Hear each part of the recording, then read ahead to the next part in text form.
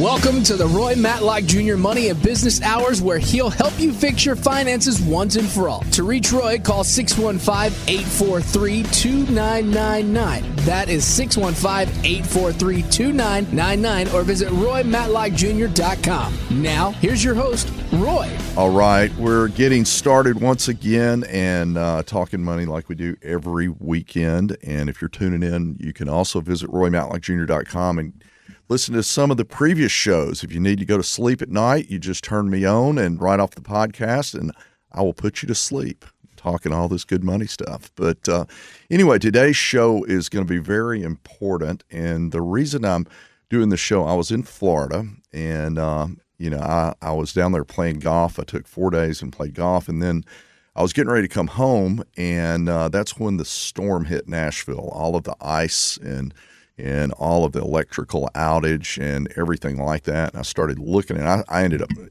I stayed. I stayed for like 2 more weeks. So I didn't get to witness it other than people sending me pictures. And I started looking at all of the damage. I know just on my golf course, they lost 400 trees, and, you see homes and it's just all kinds of stuff. And so I started thinking, I said, one of the things that I've run into as a financial advisor is people have claims, with insurance companies, and then something happens and they didn't cover everything. And then one day they wake up and they got all these problems, which causes them usually to have to borrow money or do something in order to pay for it. So today we are going to be talking with 2 people that are experts in the field, what's called public adjusting. And they're also contractors and been doing this stuff all of about 40 plus years between them. And then, even longer than that. So I wanted to introduce to you right off the bat, Dory Howarth, and also Ty Carter. And so Ty, welcome. Good morning. All right. So we're going to talk about, tell us what we're going to talk about today to start with. Man, well, I'm a public adjuster, like you said, also a general contractor. So we have 2 separate licenses with this state and other states to help negotiate property insurance claims. Commercial and residential. Okay. And you've been doing this, 18 years. 18 years doing this. And in a minute, we're going to get into how this works. I wanted to introduce Dory. Dory and I met probably 15 years ago, and tell about the family business and your background. Okay. Good morning. So my dad started our family insurance consulting company, the Howarth Group, probably over 40 years ago when I lived in Tampa, Florida. He actually started out training adjusters at State Farm for 10 years and started working with public adjusters after Hurricane Hugo hit Miami, and kind of just saw that they were a little more accurate in their scope of damage. So, he started his own company. We moved up here to Nashville after the East Nashville tornado in '99. And I've been working with him for a little over 20 years now. Okay. And you go out and it's part of the inspection and doing that kind of stuff. So, guys, I want to kind of start. What have you seen to begin with? This came about as a result of the storm. All right. And, I'll tell you a funny story that I was flying back from Florida, and I got on the airplane. And when I get on the airplane, I'm sitting 2 seats over from this woman, in Southwest, and she was at a seat in between. And I told her, where are you from? I said, Nashville. And she was from St. Louis and all this kind of stuff. And I said, I stayed in Florida for 2 extra weeks because of the ice. And she says, I hate Donald Trump. I mean, it's like, she goes on and on and on. I said, no, I'm not talking about immigration. I'm talking about the ice storm. Okay. So I said, but that's at least I know your political, direction, now that we're getting ready to fly home. But so what have you seen, Ty, so far happening? You're out there. I know we see trees down and stuff like that. But yeah, so I mean, our primary focus is roofing on the contracting side, and so we've gotten an absolute ton of calls since the ice storm, just from the tree branches. The same thing you've heard about NES getting in all their hot water because all the power was out for so long. We've had just hundreds of calls of people that had their roof damaged from big limbs, entire trees that were falling, their other property damaged.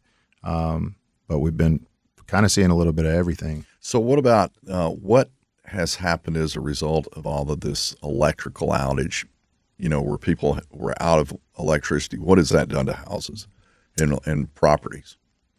Well, I mean, for 2 weeks, nobody could even get in there and do anything. So a lot of the people were leaving that food spoilage, all the normal stuff. Whenever you can't power your house, you had to move out.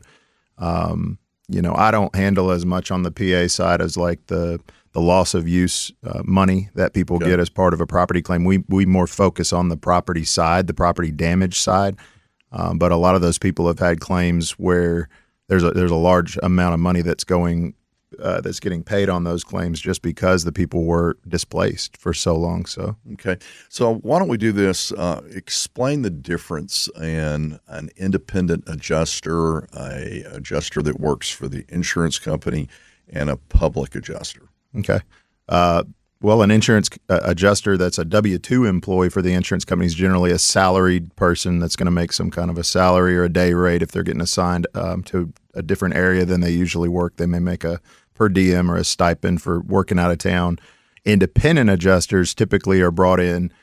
They don't work as a W-2 employee for the insurance company. They'll be a 1099 through an adjusting firm that an insurance carrier like State Farm or Allstate or whoever will bring in when they have too many claims that their local W-2 people can't handle them all. So they'll farm out the adjusting services. So am I correct if someone says they're an independent adjuster? That doesn't mean that they're independently thinking for you and the person, the insurance company. They still work for the insurance company. Correct. And then we go to the public side. Mm-hmm. What do we have there? So we do the same thing that those two types of adjusters we just mentioned that work for the insurance company, we do those things for the public, right? So we're a public adjuster, and we help negotiate and navigate the claim process from start to finish and make sure that everything is adjusted fairly. I mean, one of the things people don't ever think about is we're called adjusters for a reason, because both sides have a different estimate and those have to be adjusted. Right. And so what happens is you guys would go in, and if they have a claim, you would be able to look at it and advise them whether or not it would work, okay, and you could get it repaired, or they underdid it. Right. And so, okay, we're talking money. My name's Roy Matlock Jr. You can find out more details by visiting roymatlockjr.com. We'll be right back.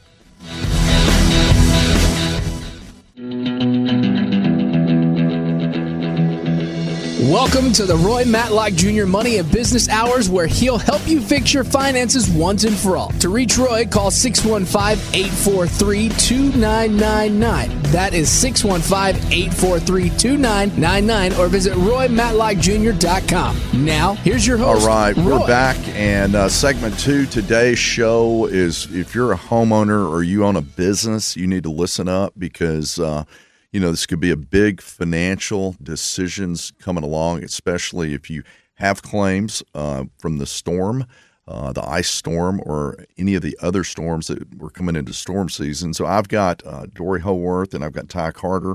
They're public adjusters, and what they do is they work with the insured to help make sure that you get the right coverage. I remember back in the early, I've had insurance licenses forever, and I know that insurance companies don't like insurance departments messing with them. And so I had a flood. My car got flooded out at the Brentwood Y, and I left it there. And next thing you know, I come back, it's like it had flooded it. And they kept on and kept on and kept on, and they're like trying to give me not enough money. And, I'm looking up, I'm like, look, the blue book is this, my car is this, da-da-da, and they continued on. And finally I told them, I said, and this was me negotiating. I said, I'm fine. I got a second car. I'll just drive until the insurance department takes care of it. All right. And they settled my claim. And the funny thing about it was that back then I think it went from $21,000 to $31,000, okay, just by not accepting that. Now, that was me, not with an adjuster. That was me knowing they didn't want to mess with the insurance department. So are you an enemy, Ty? Are you, Dory? Are you guys enemies of insurance companies? I would say no. No? Okay. No, I mean, a lot of times claims get underpaid as a function of just the claim amount of claims that come in. And these companies will hire in adjusters from out of state that may have never even looked at a roof before or a large loss before on a commercial building. So the insurance company does their obligation to send people out there to take pictures and write up an estimate and do what they can do. But no, I don't think we're an enemy. I mean, we work with a ton of insurance companies, but the claims need to be adjusted properly. And I mean, I get paid by the insurance companies, right? So I don't think that an enemy is the right word. I'm here to make sure the claims are settled appropriately. Fair. It's supposed to be, if you buy insurance and you have a claim, you should be brought whole, all right? You shouldn't be sitting there after you settled it saying, man, I wish I'd have told him this or whatever. And so it's not an enemy scenario, but at the same time, if the insurance company misses something, all right, then that's what you do, right? So tell me how so Dory, if you were to go, you go out and you meet with people, what do you do? So we would typically make sure that the homeowner or business owner already has their original estimate from the insurance company, because we have to know, what we're starting with. And a third of the time they'll write, a good enough estimate, and we just tell them, you're good, and get your repairs done. But so tell me some examples of what you've seen, where you told me one time that typically what ends up happening when you guys get involved on it. Well, it depends on if you're talking about like a claim that's been underpaid. Yeah. And if a claim gets underpaid and they hire us to represent their interest in the claim, then we're going to go through and do a full audit on that claim. We're going to walk through the building. I mean, Dory, in fact, the reason we met was because her and her father, Chuck Howarth, were, I'm not as good. I don't have the eagle eye that they have to go in and find every little nuanced detail of what it is going to take to replace the building, and then all the consequential damages that come from that, to clean everything afterwards, to make sure all the code and OSHA is being adhered to, and just all the different things that cost money in order to indemnify, which is the key word. Yeah, bring back to whole. Right. Yeah. So that's when we get involved, it's an assessment. It's like, hey, let's photograph everything. Let's look at the deficiencies and let's write our own estimates to respond back to that. Okay. So if someone has been in a storm area. Matter of fact, my producer here, Lucas, he was without electricity down in Mississippi for, 2 or 3 weeks. I mean, and so when you have that, and then the pipes, now it heats back up and all this kind of stuff. When you guys go in, I know you're doing the roof inspection, because unless somebody gets on the roof, they don't really know if they have a problem. But talk about when you walk in, and so you've agreed, I've agreed to hire you to come in, and if I do that, what am I going to have to pay? Well, if we're performing the work, so again, I'm wearing 2 different hats. So if I'm the contractor on the job that's going to do the repairs, then my PA services come with no charge. I mean, we usually build that into the claim. If if somebody has their own contractor, but they just can't negotiate with the insurance company and they need help settling the claim, we can charge a percentage the same way that an attorney would. That's a percentage of the claim that's paid out. Okay. Or whatever we can negotiate. Let's say the claim comes in at a certain number already, then we're only going to take a percentage of the difference of the extra amount that we can get them. Right. So, and you'll go in all of these inspections, you go in and there's no cost to find out on this. Now, who should reach out to you right now? If you're saying right now, we know this area, and then we'll talk more about, storm season, hail damage, and talk about what you were telling me about how, the claim, if you don't do it this year, but you got damage, then it just keeps getting less. Yeah. So when you talk about the ice storm or anything where they already have a claim that's existing and needs to be audited, and they want to know, hey, they think they're getting the short end of the stick, but they want to know, that's somebody that would reach out to us. The other people, like you're talking about, we'll do property portfolio analysis for commercial property owners specifically, but also, residential as well, where we're going to go in and document just like you would your Rolex watch and all your jewelry and things before, just in case if your house ever burns down with a fire, you now have the documentation. It's teed up and it's ready to present to the insurance company. We do the same thing with their commercial roofs or just their commercial buildings in general. It's like, hey, we're going to document the conditions as they exist now. We're going to notify the homeowner because we do a lot of roof maintenance programs, for example. So we'll go out there, give them an assessment, document where the roof stands so that way, if they do have a claim, one of the biggest problems with insurance companies settling claims is they'll come in just like a medical claim where they say, these are pre-existing conditions. Well, on a roof, it's the same way. If they say, hey, this is old, this damage has been here, this is wear and tear, we can say, I don't know, here's the pictures. We were here, months before the storm. Gotcha. So this is new damage. So realistically, if you own a home, you get an inspection done, and it doesn't cost you anything. You may find something that is wrong because you're not up on the roof or looking around doing all the different stuff. And then you, in turn, will have that information, and then you may have a claim you didn't know about, and then if you don't have a claim, at least you have documented what potentially is in your house and all that kind of stuff. Yeah, that's right, because most people don't get up on their own roofs. They can't get on their own roofs, and even if it's a flat roof, people have fear of heights. For whatever reason, they don't do that. So when you say they may have a claim that they don't know about, that's common. There's so many storms come through. Somebody's on vacation. They don't even realize something hit their house or what have you. Those damages may disqualify them from being able to get an insurance policy renewed when renewal time comes around. So they need to know if you have a claim that you've already experienced that you don't know about. That's that other piece that you're talking about. You talk about getting on a roof. So my father was one of these that he lived to 90, and my mother just passed away. She made it to 102, and they bought their first rental property, which was a duplex, when they were 19. All right, and so they had rental properties the whole time. And so I'm one of these guys that, hey, rentals are great. I call it a business. That's what I always tell people on the radio. It's not passive income. It's, it's a business. All right, and so, but my dad, when he retired, had had like 40 houses. And so we finally, his handyman passed away, and that would do stuff. And so my dad's 85, and he's up on top of the roof doing his roof inspections and stuff like that. And we're like, Dad, you're 85. I mean, seriously, you don't need to be doing that anymore. So, but anyhow, so he wasn't afraid of that. He wasn't afraid at 85, but he'd been doing it since he was 19, going around, all that kind of stuff. But yeah, so what we're talking about today is protecting yourself. I talk about creating a great defense, and the defense is protecting your income, your assets, making sure that you don't make mistakes. And one of the big mistakes right now is you may have some damage to your property and don't even know it. So go to RoyMatlockJr.com. We've got all the details, and we will get you squared away on getting your home taken care of. Welcome to the Roy Matlock Jr. Money and Business Hours, where he'll help you fix your finances once and for all. To reach Roy, call 615-843-2999. That is 615-843-2999, or visit RoyMatlockJr.com. Now, here's your host, Roy.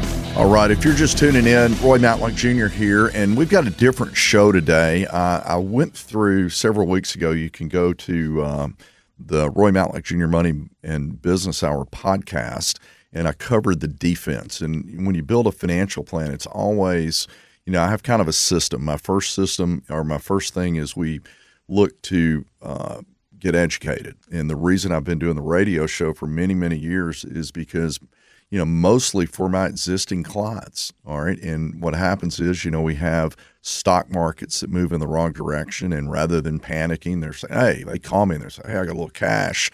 Can we go and buy in? And so what happens is the more educated you are about your money, the less mistakes you're going to make. And so we try to do that. And then as an advisory firm, we're always looking to protect and provide advice that typically is not being brought by maybe another financial advisor, which thus creates our value proposition. So that's the first thing. Then we go to creating a defense and creating a plan. The defense is insurance-driven. It's mistake avoidance. We protect our income, life insurance, term insurance mostly. We protect our assets. That's your property and casualty coverage. That'll be your home, your car, your personal liability coverage. We talk about ways of saving money. raising deductibles as we have an emergency fund or dropping collision, all these different things. If you own a business, business insurance is very, in many cases, your business insurance allows you to do business. And so once you do this, the first thing you want to be able to do is not say something like, when I have a claim, someone says, is your insurance going to cover it? All right. And so we see this all the time to where people, you buy it. I see it many, many times where if you were in a wreck and you had an expensive car, your liability coverage is not enough. And then the next thing you know, you're working and getting garnished your check or whatever it may be. And so when you look at all this stuff, that's the basis of building a financial plan. You get your defense in place, all right? And then once we get our defense in place, then we go into the offense. We start accumulating money. We do retirement plans. We do the college for the kids, do all that kind of stuff. So today we're talking about something that I think is very important. I brought two experts on the show to talk about claims, especially as it relates to what we've had happen. Probably the biggest, disaster in Nashville and the surrounding area. I don't know of any time that I've been around that this ice storm that was something worse. And so I have Dory Howarth and I have Ty Carter on, who are experts in the field of adjusting. And so if you're tuning in right now and you own a business and you have property or you have a home that you own, you need to listen up. And so we've been talking about different, things that occur in the insurance claims process. What about the policies themselves? What do you see that people miss? I mean, right now, specifically with roofing, the landscape is changing rapidly to where hail and wind is a big covered peril for exteriors of these buildings, roofing, siding, those types of things. Now, insurance doesn't want to be in the roof replacement industry, right? That's just so year by year, every year that goes by, there's less coverage. There's more ways that they can, like you said, larger deductibles or maybe different types of language introduced into the policy where they have only so long to file. For example, like the statute of limitations on these policies is gone. Now they're very strict. There's companies you can only file a claim for hail or wind for 6 months after the storm happens. If you don't know about it, kick rocks. And so tell them about the tech that you guys have tell us about hail as an example. What's the difference? I mean, is a big one worse than a little one? Tell me what the story is here. I didn't know this. I thought it was pretty interesting. So yeah, I mean, just quick, the anatomy of a hailstorm, like the higher the hail is in the cloud when it freezes and comes down, if it flash freezes, it's kind of like sonic ice that you can chew on real easy. So when that hail hits, it doesn't transfer into the building materials. It doesn't transfer that energy and damage the building materials the same way. Even if it's a 3-inch stone, I mean, it still just crushes and shatters, as you can imagine. Something that forms lower in the cloud at 32 degrees is a good, solid, clear stone that you can see. It's not as opaque with that white, cloudy look to it. That can be a much smaller stone. A 1-inch stone can do some serious damage to those same building materials. So the size isn't everything. Okay. All right. So with that being said, am I correct that you can get, the neighborhoods that got hurt from hail?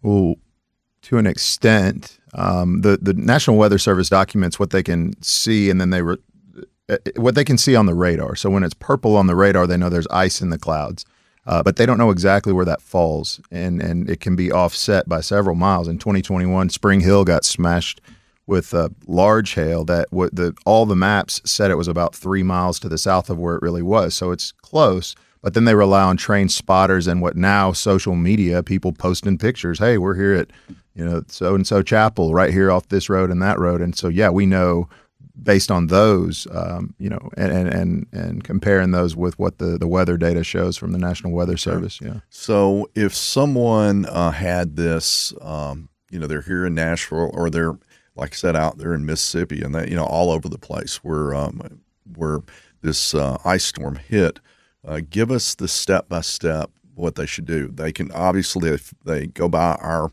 website, we've got a form there They can fill that form out, which will get reached right out to you, and it gives a little more detail. We've got kind of a overview of the difference in how claims are adjusted and things like that. But tell them what would happen. Give me an overview, like step by step. They pick the phone up and call you guys. Well, the ice storm is going to be different than hail. I mean, if they've already, if they're right now, since it's been several weeks since that ice storm, they may already have claim paperwork in their hand. If they call Centennial Roofing or Centennial Construction, if they get a hold of us through you, however they do it, we're going to go out there and look at what that settlement, where it stands right now. And then we're going to, like Dory does, go in there and document everything that we can, see where the deficiencies are, see if we can add value to that claim or not. If we can't, like she said, if they got a fair settlement, then we're not gonna inject ourselves into that claims process. Right. If they don't, we will, and we'll look and see what else there is on the table. So give me an example of of a claim that went bad. The one one that Dory worked with me on after the 2020 tornado, I'll try to be brief with this, but I think everybody remembers. I mean, that thing was massive. It killed people, went from Germantown on the ground all the way to Cookeville. So that's a long spread. That's the biggest tornado I've ever seen personally.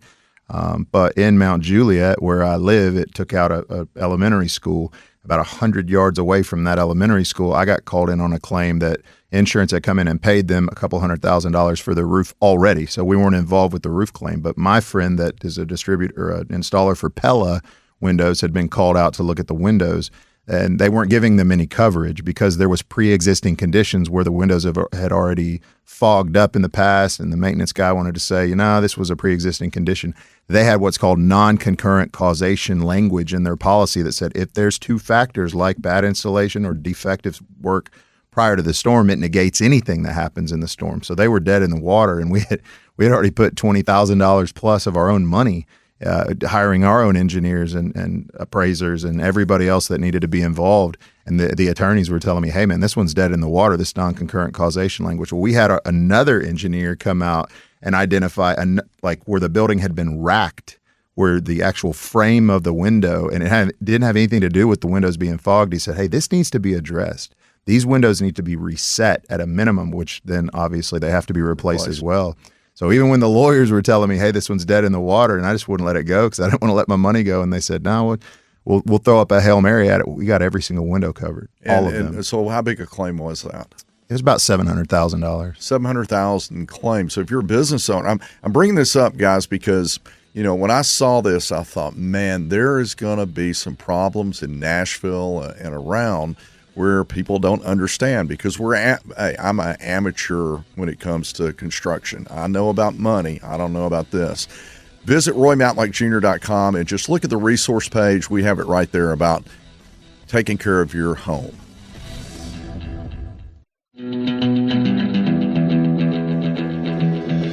Welcome to the Roy Matlock Jr. Money and Business Hours, where he'll help you fix your finances once and for all. To reach Roy, call 615-843-2999. That is 615-843-2999, or visit RoyMatlockJr.com. Now, here's your host, Roy. All right, we're back in our final segment, a different show today. My goal is, it's always been to, educate people when it comes to money. And I always want to do that because I believe that if given the right information, most people can make good decisions. The challenge is what you don't know can really hurt you. The old saying, what you don't know won't hurt you. What you don't know can really hurt you. And so the idea behind, if you're listening in right now, or if you have a friend or family member that got hit by some of the damage that just went through Nashville and all the surrounding states just in the last month when it came to the hail and ice and stuff like that. We've got two experts that deal in the public adjusting area, and they're also general contractors, which allows them, they understand, the way things are built. And so anyway, I've got Dory and I've got Ty on here, and you can visit RoyMountLikeJr.com and get a free inspection. And the reason you're going to want to get the inspection is because there could be damage that you don't even know exists to your property or your business. And if you've got commercial holdings, or you're like maybe my father back in the day when he had 40 rental properties, this is something that you definitely don't want to get left behind and find out there's damage you didn't even file for, and there's deadlines to do the filing. And then what happens many times, the insurance company comes out and they give you a estimate. The estimate is given by the insurance company's employee or an independent adjuster that works for the insurance company. And I'm not out here to say insurance companies are out to rip you off. I will say that one of the things that insurance companies do, and their biggest advertising that they can give, is to pay a claim. All right, so that's, word of mouth advertising. But at the same time, mistakes are made, and then you're sitting there with additional cost that happened to your home you didn't even know about. And so we have experts in here that represent you. And so, Dory, tell the story about how big a difference being a private adjuster can mean, in damage and stuff like that. The story you just told me. The story I just told. Yeah, so it's the biggest one we've ever done, but I personally have rarely met an estimate that I haven't at least been able to double. But this was years ago. So our family company did commercial and residential property claims in the whole southeastern region. So we had a 3-building condo claim down in Orange Beach, Alabama, roof included, but we found some damage to the exterior finishes as well, which was stucco or ephes. I can't remember which one. I think their original estimate was somewhere around $500,000, and we ultimately ended up getting them almost $26 million on that claim. That Mind blown. Yeah, it blows your mind. I mean, so you're sitting there and you're like, now what? Now here's the other thing you gotta think about. So, how devastating would it have been to the owner of that building to have gotten $500,000, and then, I mean, who knows? I mean, it could be like that thing down in Miami that the building just fell, and you don't have anybody that's a professional looking. So anyway, it's crazy. So yeah, I mean, they have CapEx money that they put away for these projects for deferred maintenance that goes on over time, and they don't even realize, like, a lot of that deferred maintenance is accelerated from storms. Oh yeah. So basically, what you're saying is that, that you get this damage that you don't know about, and then your maintenance is you got to replace something, and you probably could have been covered, but you didn't know it. Is that what we're saying? That's it. Yeah. So what these guys do, if you're listening right now, I brought them on because I see I've had people that their house burns down, and then they tell me, oh yeah, but this didn't get fixed and that didn't get fixed, or they have damage, all this different stuff. I remember. Crazy. I was driving my next door neighbor when I was living out in Brentwood. I pull out of my driveway and I see the lightning strike this house. All right. And I mean, it struck it, and it was during the day. I immediately, and it blew my mind that when it struck, it just inflamed like instantaneously. I mean, it was the craziest. I've never seen anything like it. And, I called the fire department, and this thing got destroyed. All right. And you start thinking about all of the stuff inside that you don't remember, right? And so you were talking earlier about prepping people. So when they go, if they have a claim in the future, what should they be doing? Now or after the claim? But before the claim. I mean, right. It's like now. Yeah, just a portfolio evaluation. I mean, look, if you want to get them looked at to document where the buildings sit right now, especially on the roof where they never go, to determine what the difference is between maintenance items and claimable items. That's there's just so many. That's such a nuanced thing that anybody that's not in this industry doesn't really know the difference. Right. And as simple as probably walking around. Do you guys walk around and take pictures I mean, just the owner, it's smart to just take your phone and just do a walkthrough video of your interior and exterior just to have on your phone. Yeah, and then items in there that when you're, you get a certain amount of coverage, for items, personal property in there. In many cases, you need to do a review. We've got on our website, one of our referral partners that you can just get an analysis and make sure. I mean, with inflation and everything that's going on. I mean, if you have your, I talk about this on the car, but if you have your minimum liabilities on car insurance right now, you are going to get destroyed if you have a wreck, and it's your fault. I mean, you're going to be getting sued. So the insurance company, it's really easy if you've got a claim of $200, you hurt somebody, and you've got liability. The insurance company, they're going to pay the liability out, and you're on your own after that, and you get sued. And people don't think about that. And I see it all the time. That's why I'm always telling everyone, you need to have a personal umbrella policy. All right. I was in an accident, and it was one of these deals that I had stopped on the interstate, and my foot came off the brake, and I rolled up under this truck.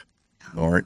And my son was in the back seat. I thought he was, something had spilled, and I just looked back, and they sued me. All right. And then not only they sue me, it's a big truck, and I'm in my car, and they sue me for $200. This guy's like, I can't even. His back was messed up. It just went on and on. I mean, the dude said he couldn't even have sex. I mean, it was all this kind of stuff. And so anyhow, I had a personal umbrella policy. The insurance company calls me. They say, hey, can we see your phone records? Okay, to make sure I wasn't like on the phone. All right. I mean, I was idle. I idled like 4 or 5 feet, and I turned it over. They interviewed me for an hour. This thing went on for like 2.5 years. Okay. Golly. And guess how much time I put into it? An hour. I forgot about it, because when you buy insurance, you're paying a premium to the insurance company to take on the risk that you have. All right. That's with life insurance, the risk if you die. All right, that your family's going to have something. If you buy car insurance, if you hit somebody or you tear your car up, you're saying, look, I'm willing to pay X amount of dollars per month or per year to be able to have the protection. You buy an annuity, it gives you a lifetime income guarantee so you don't outlive your money. Everything goes around. You go to the bank, you pay FDIC insurance because you want to make sure it doesn't go away. Then you have your insurance policy, and I can assure you that most people have never read their insurance policy one time. All right. I used to do call-ins with Jerry House, who was the big country music, and I would call in, and he says, this is Roy Matlock. He sits at home every night before he goes to bed, and he reads life insurance policies. That's what he does. All right. And so, and the funny thing about it is I have read a bunch of insurance policies, and what you find is you're like, I didn't realize that, or maybe I should have added this, or maybe I didn't need this. And then you have a claim, and then here we go. All right, now we got a claim, and they come back and they offer you $500,000, and you should have gotten $27 million at the farthest side, or in the case with what you talked about, a $200,000 payment when there was an additional $700,000. Because no one knew. And so we're talking today, as we finish the show up, with Ty Carter and Dory Howarth, and they are public adjusters. So I'm going to make a recommendation to you. Go to RoyMatlockJr.com right now. If you own a home or you have a business and you have, rental properties, whatever it may be, they will come out and do an inspection. All right, that inspection costs you nothing, and you will find out one of two things. You're going to find out, A, you don't have any damage, or B, you do and should turn it in, and potentially you're going to find out that the insurance company missed things, and they're going to come in there and they're going to work with you to get the very most out of your claim, especially now in Nashville and the surrounding areas. We've had the worst storm, I guess, and I don't know when. Is it the very worst storm? Will we say this is the biggest damage or not? Oh, yeah, I think that Tornado did more than that, but for ice storms, yeah. Yeah. So, all right. So we got about 30 seconds, and so close it out. What do you give me the last word, Ty? If you want to protect your investments, have us take a look at them. I mean, if nothing more than to document if a claim ever does come, what you had prior. So if you do have a claim, you have a leak, you think, hey, wonder if I can claim this, give us a holler. We'll come look at it and see, hey, there's a lot of nuanced things that help get from a leak to a full roof. So. Yeah, and so what you guys have is you inspect it. You have a team of people. You do the inspection. If it goes further than that, you even have attorneys that deal in this kind of stuff. If it went that far, you got engineers, you got all that kind of stuff. And the main thing that I think is beneficial is the fact that you guys are not only public adjusters, but you're also contractors and you understand that kind of stuff. So, hey, thanks for coming out on the show. I hope this, for some of you out there listening, is very beneficial to you. Go to roymatlockjr.com. Look at the resource page. We've got all the details, information. They'll pick the phone up and call you back. Thanks for listening.